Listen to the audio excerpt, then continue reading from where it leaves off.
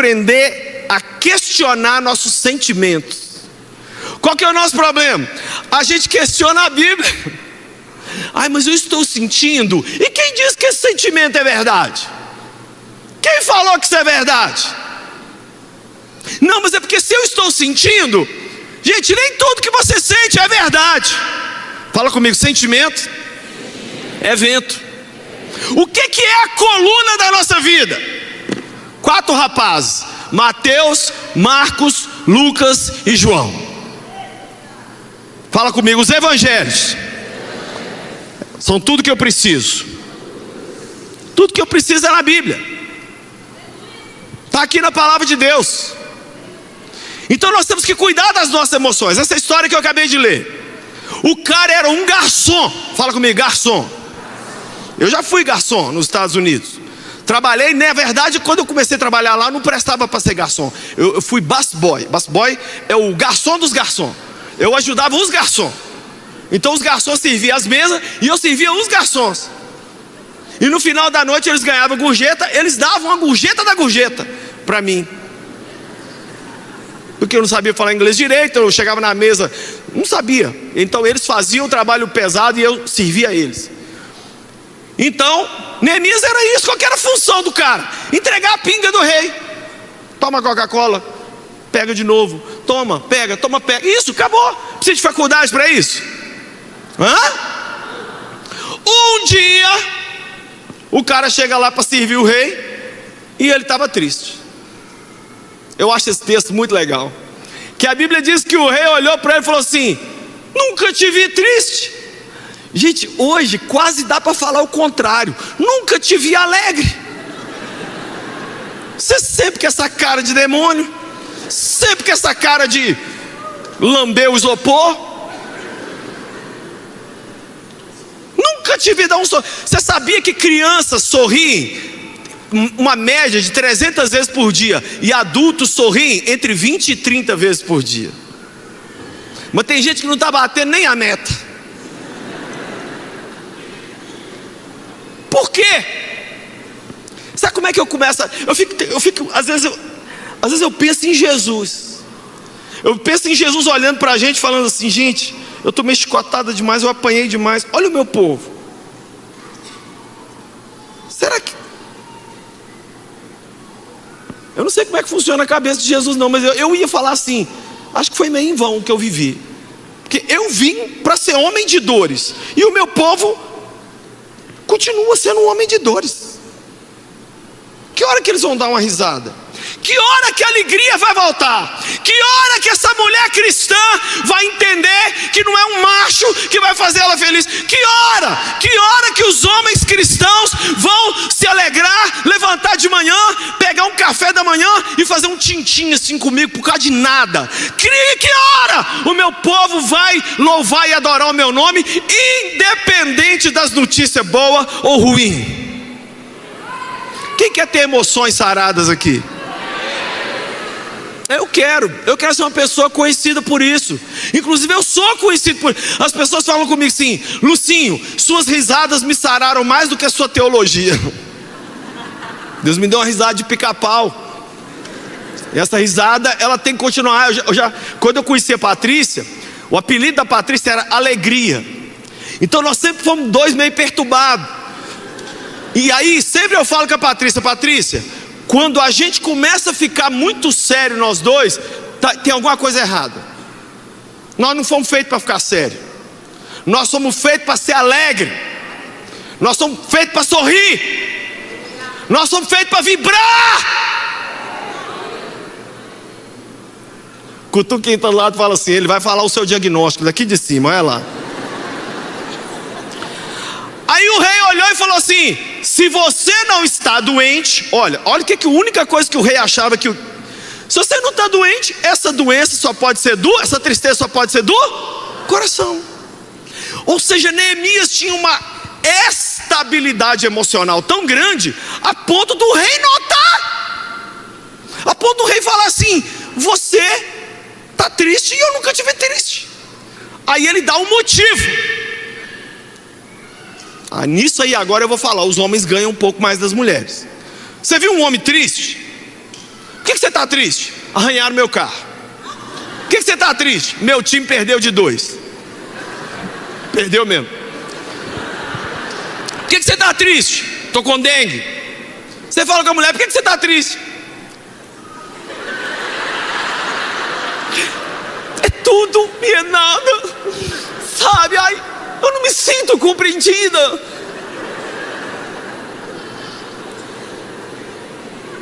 Please.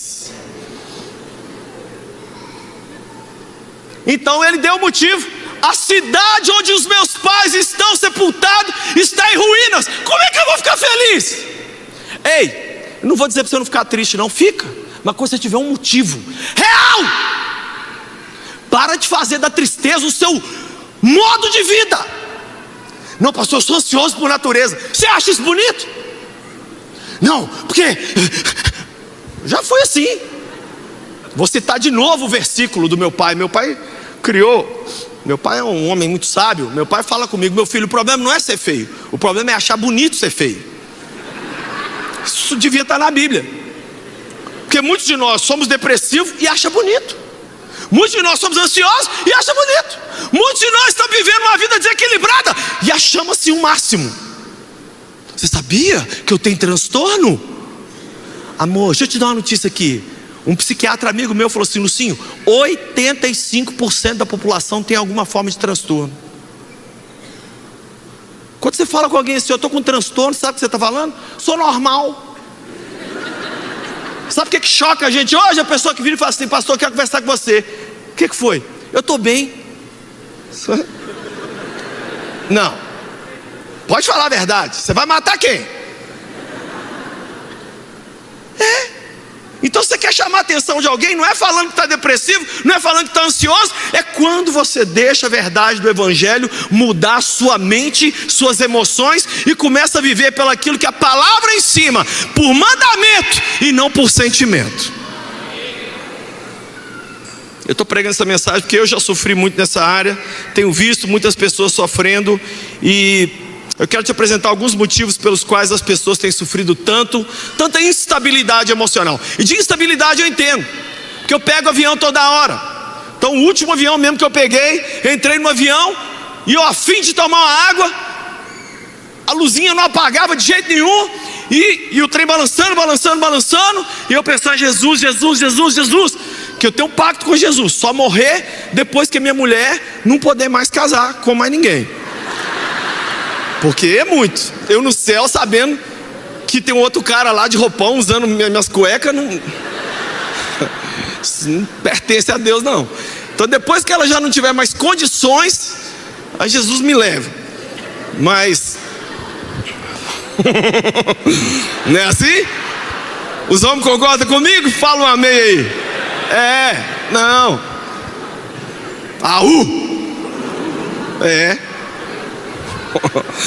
Então, instabilidade no avião. Sabe o que aconteceu? As aeromoças ficaram sentadas o voo inteiro. Eu não tomei minha água, porque o voo estava instável.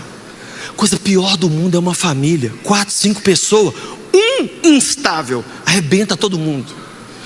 Fica todo mundo codependente, fica todo mundo codepressivo, fica todo mundo co-ansioso, fica todo mundo: ai meu Deus, como é que fulano vai chegar hoje? Sangue de Jesus, ele está entrando. Aí você já precisa do Rivotril dele. Você fala: me dá do seu Rivotril. Por quê? Porque você chegou. Não olha para a pessoa do lado não, senão você revela que é ela que é a tarja preta da família.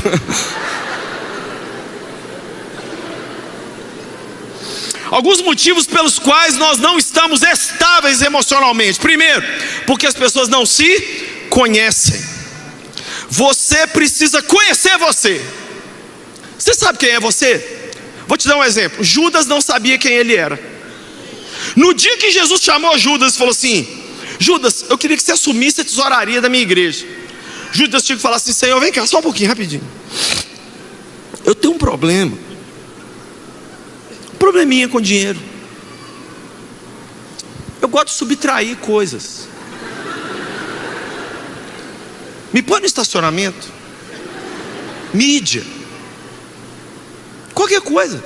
Ele tinha que saber que ele não dava conta de mexer com grana. Você tem que saber o que te irrita. Você tem que saber qual acesso você pode ter, o que te alegra, o que pode, o que não pode. Você precisa se conhecer.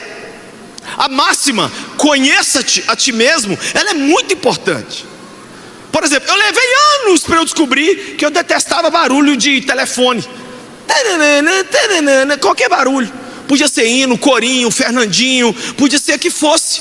Eu detestava. Eu atendia já com raiva. Alô? Hoje tá tudo mudo aqui, ó. Eu tirei todas as notificações, tudo de tudo. Resultado, eu não recebo nenhuma. O povo liga, mas eu não atendo. Não. Se por acaso, aqui agora no culto, uma pessoa me ligou, minha filha me ligou. Aí olhei, minha filha. Eu encontrei o meu tesouro. É libertador. Para de se agredir. Se conheça. Um dia eu fui num departamento aqui da prefeitura, cheguei lá, tinha uma menina. Não tinha uma menina, tinha um Rottweiler atendendo as pessoas. Eu cheguei na moça, quando chegou na minha vez, eu falei assim: ô moça, vai trabalhar na roça, boba, com galo, passarinho, porco. Você não dá conta de mexer com gente, não. Eu falei: eu tô brava mesmo. Eu falei: você acha? Primeiro problema nosso, a gente não se conhece. E aí a gente vai fazendo mais do que poderia. A gente não sabe nossa capacidade, vai dizendo sim para tudo. Segundo problema que tem afetado a nossa estabilidade, porque as pessoas não se amam. Como você não se conhece, você não se ama. E como você não se ama, você não sabe pôr limites. Quando você diz não para algumas coisas, não é porque você odeia outros, é porque você se ama. Você precisa saber até onde você pode ir. E nisso aí eu tenho autoridade zero para falar. Porque às vezes que eu pifei na vida, que eu tive burnout, que eu estressei, que eu depressei, foi de trabalhar demais. Eu tinha síndrome do Espírito Santo. Eu achava que eu que tinha que converter os outros. Eu queria andar com um machado, rachar a cabeça dos outros, enfiar a Bíblia lá dentro e costurar. Até Jesus falar comigo: você é o correio. A carta sou eu, a mensagem sou eu. Você não é o Salvador. Você é uma placa na beira da estrada que aponta para mim. Mais nada. Nós precisamos nos amar. Geralmente pessoas que não estão bem emocionalmente se detestam. O que você sente quando você se olha no espelho? A referência para todos os amores é o amor próprio. Se você não ama a si mesmo, é esse pouco amor que você tem por você que você vai dar para os outros, e é esse pouco amor que você vai dar para Deus. Mas quando você volta a se olhar no espelho e a sorrir, falar: lindo, ai, se eu te pego, hein, Flor? Quando você começa a se achar bonito, a se achar legal, não é virar um narciso, não é virar um narcisista, não, mas é se gostar, se respeitar, se amar, se dar o valor que você tem, nem além nem a quem. Isso é muito bacana. Fala comigo: eu preciso me amar mais. Terceiro motivo das pessoas estarem instáveis emocionalmente é porque elas estão com as suas convicções abaladas. Pessoas que não têm certezas vivem trêmulas. Três coisas que você tem que saber na vida: quem você é, quem Deus é e para que você nasceu. Se você não souber quem você é, quem sou eu? Eu li esses dias um dos poemas mais lindos da minha vida, eu chorei muito. O poema que Dietrich Bonhoeffer, um pastor da Alemanha nazista que se levantou contra Adolf Hitler, e ele morreu poucos dias antes, foi preso, ficou muito tempo preso, porque ele participou daquela operação Valkyria para matar Hitler. E na cadeia ele escreveu muitas cartas, e ele escreveu uma poesia sobre quem ele era. E ele estava vivendo uma confusão muito grande, uma tristeza muito grande. No final ele termina a última frase assim: então eu sou teu. Não importa, quando você entende que você é dele, você é filho dele, você é filha dele, isso aí traz um alívio muito grande. Você é filho de Deus. Então quem Deus é? Seu pai. não é seu patrão, não é seu coach, não é seu presidente, seu pai. Eu não sei vocês, gente, mas vocês viram agora, poucos dias atrás, não teve Dia dos Pais. Não é que foi ruim, não teve. Cancelaram Dia dos Pais. Por quê? Ai, pai é opressor, pai é abusador, pai não ama, pai isso. Mentira! Temos que reforçar a figura do pai dentro de casa. Ai, mas é verdade, pastor, assim, muitos homens têm pisado na bola. Mas nós, a igreja, proclamamos a verdade da palavra de Deus. E qual é a sua missão nesse mundo? Ser um discípulo de Jesus que vai fazer outros discípulos para Jesus. Se você não conseguir fazer um discípulo, pelo menos faz uma criança. Eu fico triste com esse muçulmano dá à luz um filho por semana. Os crentes dão à luz um filho por século. E quando nasce fala assim: fiz a maior coisa do mundo. Meu filho, vamos encher esse mundo de gente e vamos treinar eles para ser louco por Jesus, poxa. Nossas convicções estão abaladas. Ai, será que Deus está comigo mesmo? Será que as promessas vão se cumprir mesmo? Será que Deus vai me livrar dessa mesmo? Ai, como é que vai ser 2024? Ai, e o fim? E a guerra? E a peste? E a doença do macaco? Uma pessoa veio falar comigo assim: e a doença do macaco? Eu falei: sei lá, cara, evita de comer banana.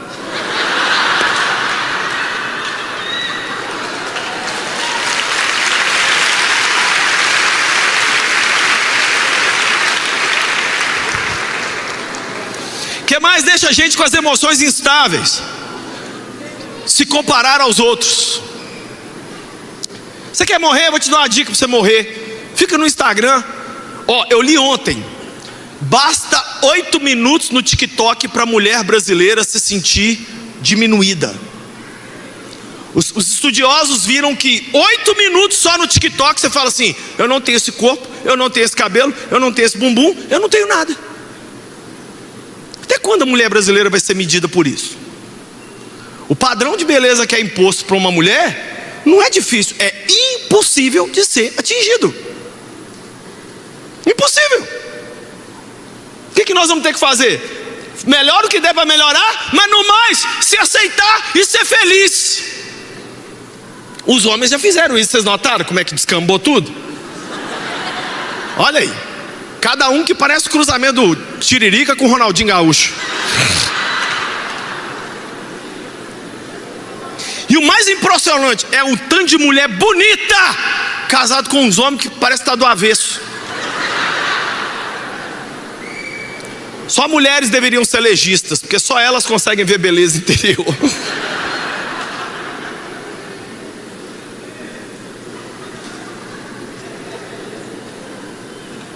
Você quer morrer? Fica se comparando. Ah, minha igreja, meu ministério. Ai, eu tenho tantos seguidores. Fulano começou agora, já tem tantos. Ai, que preguiça. O trato de Deus com cada um é o trato de Deus com cada um. O que Deus vai fazer na sua vida não é igual a de mais ninguém na terra. Então toda comparação é burra. Deus quer te libertar disso.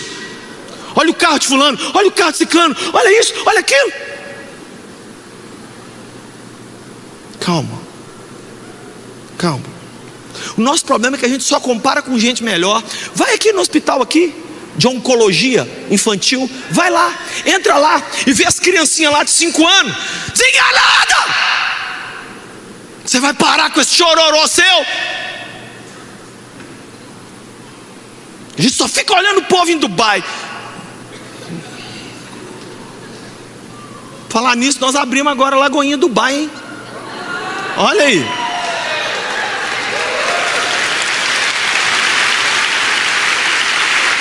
Já melhorou, né?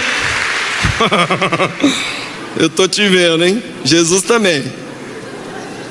Quinto motivo da gente viver instável emocionalmente: nós nos programamos para serem tristes ou alegres dependendo das circunstâncias. Recebeu notícia boa? Aê! Recebeu notícia ruim? É lógico, gente, que na hora de uma notícia você vibra ou você chora. Isso é humano. A Bíblia não pede para a gente deixar de ser humano, mas você não precisa parar naquele estágio. O que acontece com muitos de nós é assim, ó, vem uma notícia ruim, um momento ruim da nossa vida. A vida é cíclica, tá? Aprende isso aqui, ó, olha pra cá. Com o pouco tempo que eu já vivi nessa terra aqui, eu aprendi assim: tem época na nossa vida que tudo parece que vai dando certo, mas tem época que enrola tudo.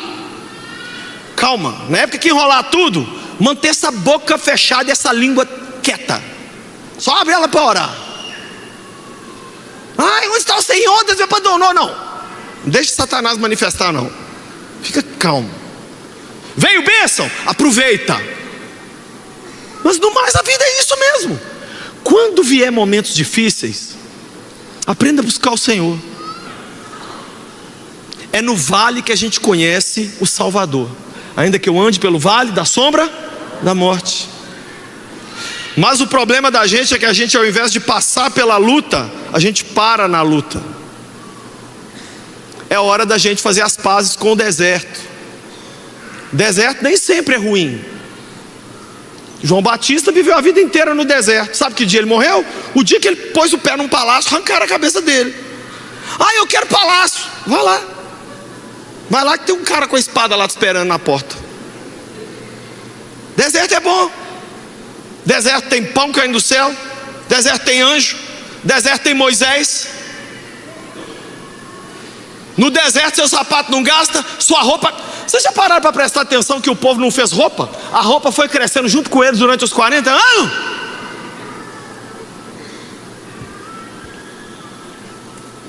Aí eu detesto deserto. Só tem 2 lugares na Bíblia onde mais acontece milagres. Primeiro, no deserto. Segundo, no ministério público de Jesus. No deserto é que a gente vê milagres. É possível celebrar no deserto. Ontem eu estava lembrando a minha esposa de 2 jovens que foram mortos na Inglaterra 500 anos atrás. Eu fui lá em Oxford e eu vi o lugar onde eles foram queimados vivos. Sabe como eles foram queimados vivos? Cantando hinos a Deus. O cristão tem uma alegria absurda, doida. Nós conseguimos celebrar no meio da dor, no meio do fogo. Eu vi outro dia um vídeo de um velório de um crente que eu não acreditei. Tinha comida e tinha pandeiro. Porque ele posso crer no... Falei, aí passava a cara do defunto assim rapidão. Porque ele...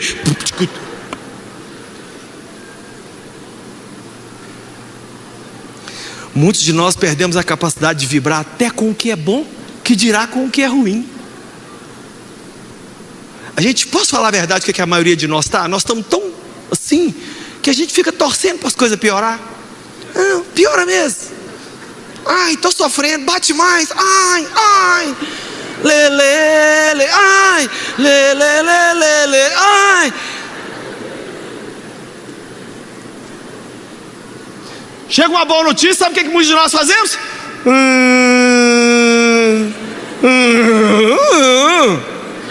Oi, tudo bem? Queria te conhecer. Ó, alguém interessou em mim?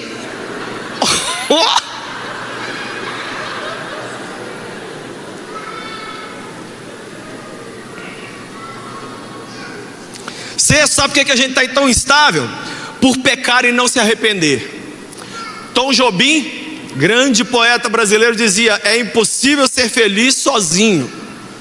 É verdade, mas eu tenho uma frase mais correta para Tom Jobim: é impossível ser feliz pecando. É impossível essa mão aqui navegar aqui, ó, ver uma pornografia e sair feliz. É impossível. Essa semana saiu a notícia que Belo Horizonte é a capital brasileira dos motéis. Eu não sei se você sabe, 90% de quem vai em motel é casado. Porque o solteiro coisa as coisas em outros lugares. Você sabe o que isso está dizendo? Ou eu preciso trazer tudo a miúde para você? Que Belo Horizonte provavelmente é a capital do adultério. Estou falando para você orar. Estou falando para você saber onde você está pisando. Estou falando para você parar de ser essa pessoa tão inocente. Sai nas ruas assim, saltitante como uma gazela. Olha todo mundo, Pai do Senhor, Pai do Senhor. Não tem Pai do Senhor, tem pombagira. As pessoas estão pecando. Ó, eu conheço um amigo meu que ele é psiquiatra. ele atende várias pessoas. Ele diz que um monte de gente chega lá e fala assim: eu estou com depressão, me arruma aí um remédio. Aí ele vai conversando com o cara fala assim: eu estou pegando 4 mulheres ao mesmo tempo, eu estou roubando na empresa, Aí ele tenta falar: olha, se você parar com isso, você sara. Não, eu não quero parar, eu só quero que você me dê um remédio para controlar.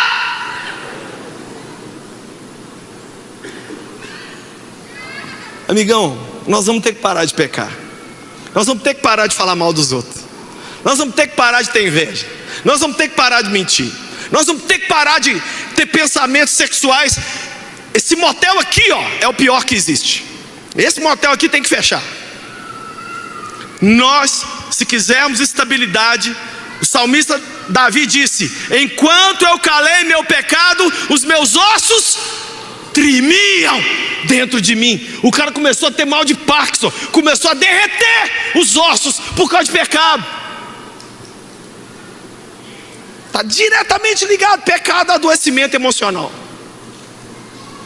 Último, por que a gente está doente emocional? Porque não mergulhamos fundo em Deus. Não mergulhamos fundo em Deus. A gente adoece, por quê? Consegue a façanha de passar 24 horas sem ler uma Bíblia, sem orar. Consegue a façanha de viver uma vida. Olha, ateu, gente, não é quem não crê em Deus. Ateu é quem vive sem Ele na prática, no dia a dia. É quem não consulta Ele para tomar nenhuma decisão. É quem vai vivendo assim. Isso é um ateu. Isso é um ateu. Se você não mergulhar em Deus, você não sara. Ele é a própria cura. Jesus era tão doido que se ele encostasse em alguém, era curado. Mas aí o povo descobriu a ceia. Não precisava dele encostar, bastava eles encostar nele. E chegou um momento que a multidão vinha. Jesus estava ali, os discípulos cercavam Jesus. O povo vinha correndo e pulava só para tentar encostar nele. Jesus quase foi esmagado lá em Lucas capítulo 7, porque o povo só queria encostar nele. Ei, ele está aqui nessa noite. Se você encostar nele, se ele encostar em você, é cura hoje para suas emoções, para sua cabeça, para sua família, para os seus negócios, para os seus filhos, para o seu casamento. Não estou falando de nada que eu li, não estou falando de um livro, eu estou falando do que eu vivi. Eu vivi. Acho que às vezes Deus deixa pastor passar tudo quanto é tipo de perrengue, para a gente não explicar teoria nenhuma aqui de cima, para a gente falar o que a gente viveu. Se eu não fosse uma pessoa que fala tanto de ser louco por Jesus, eu tinha ficado louco no sentido ruim, literalmente demente, literalmente eu ia perder minha razão. Se você não mergulhar no amor de Deus, você vai mergulhar na sua dor, na sua autopiedade, na sua justiça própria. Ai, todo mundo me abandonou, todo mundo fez injustiça comigo, agora eu estou aqui extremamente machucado, a vida não presta, Deus não olha para mim, eu vou terminar meus últimos dias em desgraça. Para com esse discurso. Fala como Jeremias: quero trazer à memória o que pode me dar esperança. As misericórdias do Senhor são a causa de eu ainda respirar, de eu estar vivo. Novas são a cada manhã. Grande é a tua fidelidade. Quanto mais você olhar para você, pior você fica. Quanto mais você olha para Ele, as suas doenças somem. Não tem espaço para ficar doente na presença de Deus. A Bíblia diz que até a tristeza pula de ele. Imagina a tristeza chegando diante de Jesus, toda triste. A tristeza tendo que se... uma tristeza alegre. Se a tristeza salta diante dele, e eu e você? Dicas rápidas aqui para a gente sarar. Primeiro, não acolha pensamentos e sentimentos ruins. Lutero dizia: eu não controlo um pássaro voar sobre a minha cabeça, mas eu controlo se ele pode fazer ninho. Você começou a pensar uma besteira, sentiu uma besteira, você fala assim: eu não aceito esse pensamento, eu não quero isso, sai. Aí você canta: saia da minha casa, saia da minha vida, volta pro quinto dos infernos. Vem aquele pensamento assim: então agora o jeito é divorciar. Agora é morrer. Não precisa ser profeta, gente, para saber que numa noite dessa, com esse tanto de gente aqui, tem gente aqui pensando em tirar a vida. Essa semana eu conversei com uma jovem, eu fiz apelo, ela veio no altar, entregou a vida a Jesus e voltou lá pro lugar dela, e ela estava de andador. Aí no final do culto eu falei: gente, por que a menina do andador não foi lá na salinha? Ela está ali, pastor. Eu fui lá conversar com ela. Uma jovem, não tinha 20 anos. Moça, por que você está na cadeira de roda? Eu tentei me matar essa semana. E eu fui conversar com ela, falei: mas você é bonita, nova. A mãe ou tia, não sei, estava do lado. Falei: gente, isso está tudo errado. Quem tinha que morrer não quer morrer. E quem tinha que ficar vivo...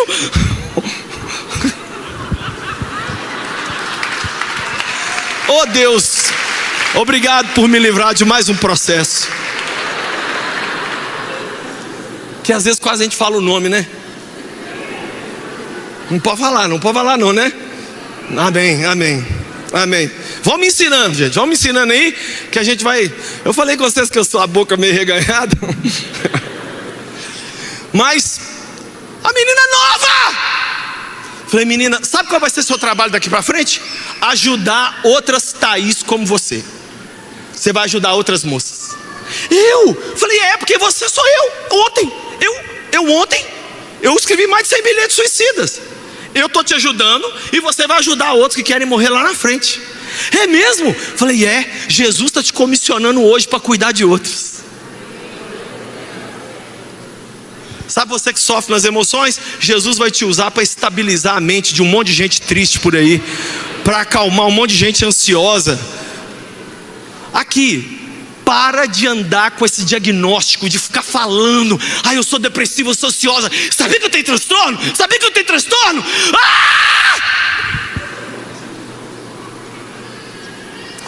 Eu sou filho de Deus. Eu não sou mais escravo do medo. Eu sou filho de Deus. Eu não sou mais escravo do medo.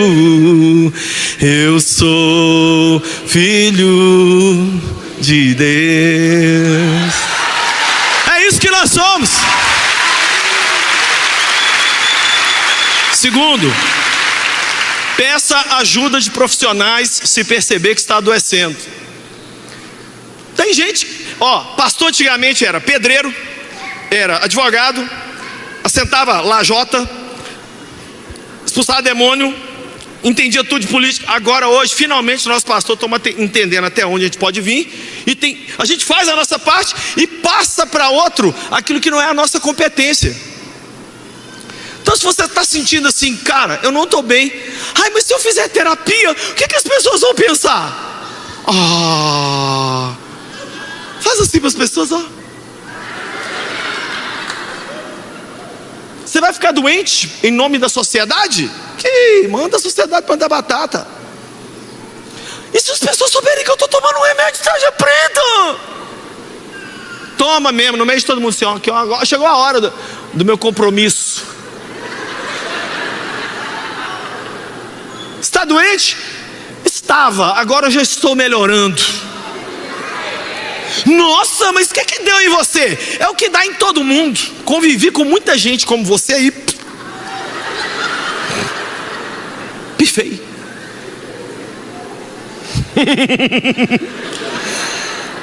Tem gente me olhando com a cara tão séria que eu estou com medo de sair daqui e apanhar, gente. Sabe por quê?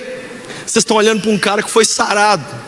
Quando Jesus ressuscitou, terça-feira vem aqui no culto que eu vou pregar um sermão aqui, mas eu vou pregar ele aqui em 3 segundos para você. Eu vou pregar sobre um Deus com cicatriz. Quando Jesus ressuscitou, a primeira coisa que ele fez foi chegar para os discípulos e mostrar que ele era Jesus. Como? Através das suas. Eu te pergunto, a cicatriz dele estava curada ou ferida ainda? Sarada. Você sabia que o Deus vivo vai entrar a eternidade afora machucado com a marca da cicatriz? Se ele vai ficar com marca a eternidade inteira, por que não eu e você? Nós temos marcas tristes e marcas alegres. Não é para jogar nenhuma fora, todas são boas. O apóstolo Paulo termina Gálatas dizendo o quê? Gálatas 6,17: daqui para frente ninguém me perturbe, porque eu já trago no corpo as marcas de Cristo. Você já traz marca do processo, marca do cansaço, marca de olheira, marca de fogo amigo, marca de tudo. Marca é boa, marca é coisa boa. Sabe o que Deus quer fazer com as suas marcas? As mesmas que Ele fez com Jesus. Sabe por que a gente é curado hoje? Porque pelas feridas dele nós somos sarados. Jesus quer sarar outras pessoas através das suas feridas saradas. Suas feridas têm que ser saradas para você sarar outros. Mas você doente só vai adoecer outros. Você doente vai adoecer os outros. Não vai sarar ninguém. Então procura um psicólogo, procura um psiquiatra. Fala assim: moço, eu estou aqui, eu sou crente. Olha aí, eu já sou doido, olha. Eu sigo um escravo judeu que morreu 2000 anos atrás. Eu tenho problema. Paulo fala da loucura do evangelho. Quem aqui é louco pelo evangelho? Penúltimo: pense o que é bom mesmo sem vontade. Você que vai definir aonde você vai colocar a sua cabeça. Nos problemas? Você vai ficar nesses diálogos internos que nunca chega em lugar nenhum? Já viu o cachorro tentando morder o rabo dele? Tem gente que fica assim, deita à noite e fica assim.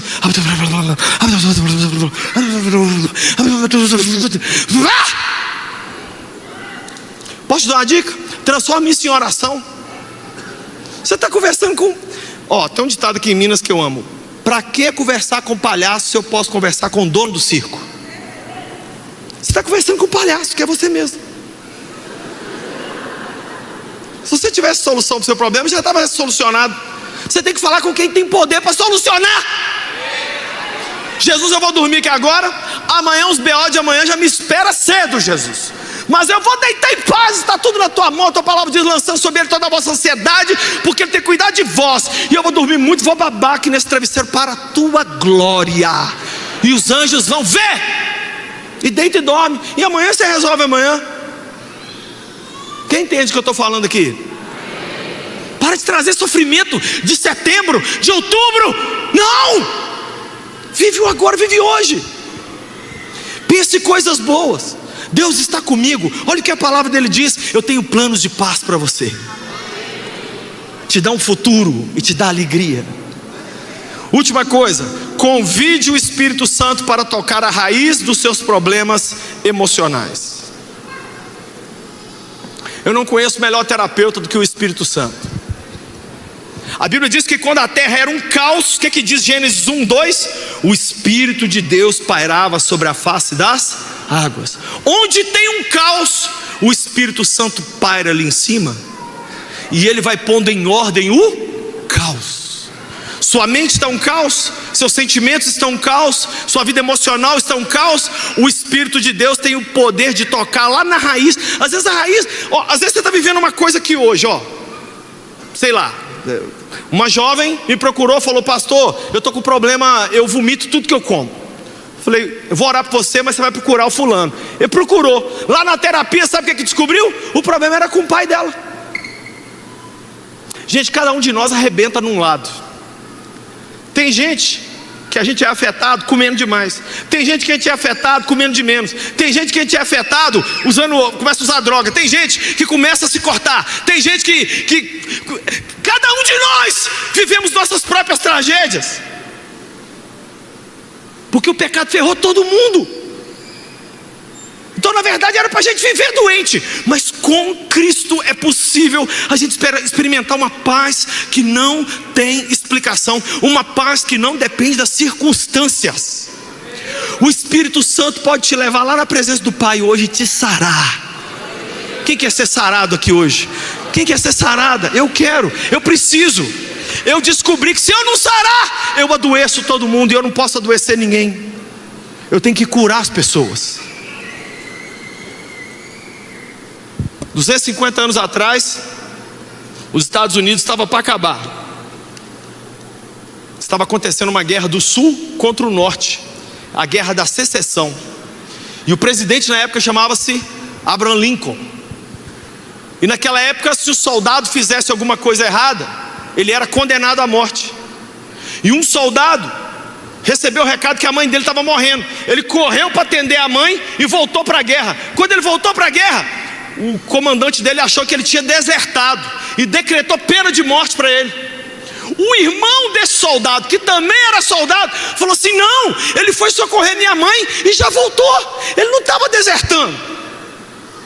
Mas o comandante não aceitou e mandou enforcar o jovem.